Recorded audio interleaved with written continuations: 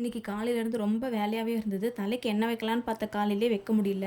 பாப்புக்குட்டிய குளிக்க வச்சு, அவங்கள ரெடி பண்ணி பால் குடுத்து தூங்க வச்சுட்டு, அதுக்கப்புறமேட்டு தான் நான் பிரேக்ஃபாஸ்ட்டே சாப்பிட்டேன். 11:30 மணி ஆயிடுச்சு. பிரேக்ஃபாஸ்ட் சாப்பிட்டுட்டு, கையோட எண்ணெய் வச்சுக்கிட்டேன்.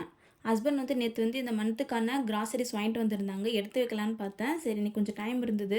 12 மணிக்கு மேல பாப்புக்குட்டியும் தூங்குனதுனால கொஞ்சம் ஃப்ரீயா இருந்தேன். எடுத்து வச்சிடலான்னு சொல்லிட்டு எல்லாத்தையும் எடுத்து வச்சுட்டு இருந்தேன். மந்த்லி கிராசரி வாங்கிப்போம். நாங்க சேலம்ல இருக்கிறதுனால எங்களுக்கு வந்து செவப்பட் பக்கத்திலேயே இருக்கும். நாங்க செவப்பட்ல தான் கிராசரிஸ் எல்லாம் வாங்குவோம். நான் லிஸ்ட் எழுதி குடுத்தா ஹஸ்பண்ட் வாங்கிட்டு வந்துருவாங்க. பாப்புக்குட்டி பொறக்கறதுக்கு முன்னாடி நானும் ஹஸ்பண்ட் 2 பேரும் சேர்ந்து தான் வாங்கிட்டு வந்தோம். இப்போ பாப்புக்குட்டி பொறந்ததுக்கப்புறம் வெளிய போறதுக்கு டைம் இல்ல. லிஸ்ட் எழுதி குடுத்தா ஹஸ்பண்ட் எல்லாம் வாங்கிட்டு வந்துருவாங்க. நான் வீட்ல ஒரு வாட்டி செக் பண்ணி எல்லாத்தையும் எடுத்து வச்சுருவேன். லாஸ்ட் மந்த் வாங்குன கிராசரிலாம் கொஞ்சம் கொஞ்சம் இருந்தது. அதனால அதெல்லாம் காலி பண்ணதுக்கப்புறம் வாங்கிக்கலாம்னு சொல்லிட்டு கொஞ்சமா தான் லிஸ்ட் எழுதி குடுத்துருந்தேன். ஒரு பேஸ்கெட் வச்சிருக்கேன். அதில தான் எல்லாம் ஸ்டோர் பண்ணிப்பேன். இப்ப யூஸ் பண்றதெல்லாம் கிச்சன் கிட்ட இருக்கிற பாக்ஸ்ல போட்டு வச்சுட்டு, கொஞ்சம் எக்ஸஸா இருக்கிறதெல்லாம் வந்து ஸ்டோர் பண்ணி வச்சுப்பேன். காலியானதுக்கப்புறம் திரும்ப ஸ்டோர் பண்ணிப்பேன்.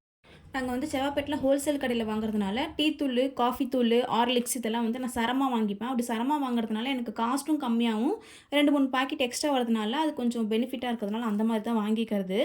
அதுக்கப்புறமேட்டு எல்லாத்தையும் எடுத்து வச்சுட்டு, ஃபர்ஸ்ட்டு போய் குளிச்சுட்டு வந்துட்டேன். பாப்புக்குட்டிக்கு மீஷோலேருந்து ஒரு திங்ஸ் ஆர்டர் போட்டிருந்தேன். 1 வீக் கழிச்சு எனக்கு தான் டெலிவரி குடுத்துருந்தாங்க. லஞ்ச் சாப்பிட்டு முடிச்சுட்டு, ஃப்ரீ ஆயிட்டு அதுக்கப்புறமேட்டு தான் ஓப்பன் பண்ணியிருந்தேன். பாப்புக்குட்டிக்கு ஸ்டெயின்லெஸ் ஸ்டீல்ல பால் புட்டி தான் ஆர்டர் போட்டிருந்தேன். அது கூட இன்னும் 2, 3 திங்ஸ் சேர்ந்து வந்துருந்துச்சு. இது அவ்வளவா எனக்கு சாட்டிஸ்ஃபேக்ஷனா இல்ல.